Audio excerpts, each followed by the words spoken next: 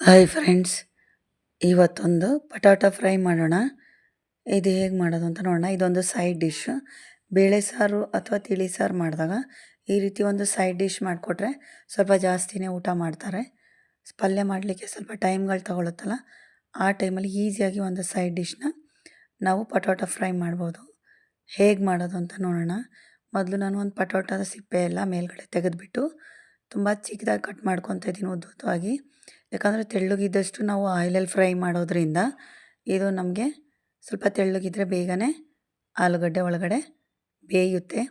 So ಹಾಗಾಗಿ ನಾನು ಸ್ವಲ್ಪ ತೆಳ್ಳಗೆ ಕಟ್ ಮಾಡ್ತಾಯಿದ್ದೀನಿ. ನೋಡಿ, ಈ ರೀತಿ ಒಂದು ಪಟಾಟ ತೊಗೊಂಡಿದ್ದೀನಿ ನಾನು. ಚಿಕ್ಕದಾಗಿ ತೆಳ್ಳಗೆ ಕಟ್ ಮಾಡ್ಕೊತಾ ಇದ್ದೀನಿ. ಒಂದು ಸ್ವಲ್ಪದಷ್ಟು ಹುಣಸೆಹಣ್ಣು ಮತ್ತು ಕರಿಬೇವಿನ ಸೊಪ್ಪು ತೊಗೊಂಡಿದ್ದೀನಿ. ಒಂದು 2 ಸ್ಪೂನ್ ನೀರಲ್ಲಿ ಹುಣಸೆಹಣ್ಣನ್ನ ನೆನೆ ಹಾಕಿದ್ದೀನಿ. ಅಷ್ಟೇ ಸಾಕಾಗುತ್ತೆ, ಇದಕ್ಕೆ ನೀರಲ್ಲಿ ಹಾಕೋ ಹಾಗಿಲ್ಲ. ಮತ್ತು ಎಣ್ಣೆ ಸ್ವಲ್ಪ ಜಾಸ್ತಿನೇ ತೊಗೊಬೇಕು. ಯಾಕಂದರೆ ನಾವು ಪಟೋಟನ ಆಯಿಲಲ್ಲೇ ಫ್ರೈ ಮಾಡೋದ್ರಿಂದ ಆಯಿಲ್ ಸ್ವಲ್ಪ ಜಾಸ್ತಿನೇ ತೊಗೊಬೇಕು.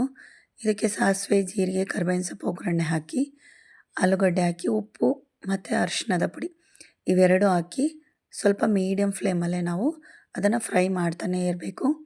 ಯಾಕಂದರೆ ಪಟೋಟ ಬೇಯೋವರೆಗೂ ನಾವು ಈ ರೀತಿ ಆಯಿಲಲ್ಲೇ ಫ್ರೈ ಮಾಡ್ತಾ ಇರಬೇಕು. ಆಯಿಲ್ ಅಂಶ ಎಲ್ಲ ಅದಾಗಿ ಹೋಗುತ್ತೆ. ನಾನು 4 ಸ್ಪೂನು 5 ಸ್ಪೂನಷ್ಟು ನಾನು ಆಯಿಲ್ ಹಾಕಿರೋದು. ಅದಾದಮೇಲೆ ಖಾರದ ಪುಡಿ ಹಾಕ್ಕೊಬೇಕು. ಸ್ವಲ್ಪ ಉಪ್ಪು ಅರಿಶಿಣ ಫ್ರೈ ಆದಮೇಲೆ ಅರ್ಧ ಬಾಯ್ಲ್ ಆದಮೇಲೆ ಖಾರದ ಪುಡಿ ಹಾಕ್ಕೊಂಡು ನಾವು ಅದನ್ನು ಕೂಡ ನೀಟಾಗಿ ಫ್ರೈ ಮಾಡ್ಕೊಬೇಕು.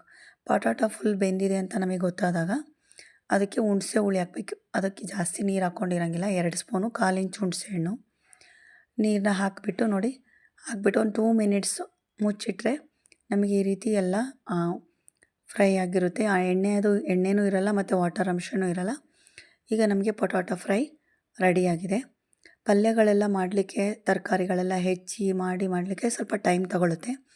ತುಂಬ ಬೇಗನೆ ಕ್ವಿಕ್ಕಾಗಿ ನಾವು ಏನಾದರೂ ಸೈಡ್ ಡಿಶ್ಶಾಗಿ ಮಾಡಬೇಕು ಅಂದ್ಕೊಂಡಾಗ ನಾವು ಈ ಪೊಟಾಟೊ ಫ್ರೈನ ಮಾಡ್ಬೋದು. ಇದು ತುಂಬಾ ಟೇಸ್ಟಿಯಾಗಿರುತ್ತೆ. ಒಂದು ಸ್ವಲ್ಪ ಜಾಸ್ತಿನೇ ಊಟ ಮಾಡ್ತಾರೆ ಇದು ಸೈಡ್ ಡಿಶ್ ಆಗಿದ್ದಾಗ. ಇದು ತಿಳಿ ಸಾರು ಮತ್ತು ಬೇಳೆ ಸಾರು, ತರಕಾರಿ ಸಾಂಬಾರು ಇಲ್ಲದೇ ಇದ್ದಾಗ ಇದನ್ನು ನಾವು ಟ್ರೈ ಮಾಡ್ಬೋದು. ತುಂಬ ಬೇಗನೆ ಆಗೋಗುತ್ತೆ. ಒಂದು ಸಲ ಟ್ರೈ ಮಾಡಿ. Thank you.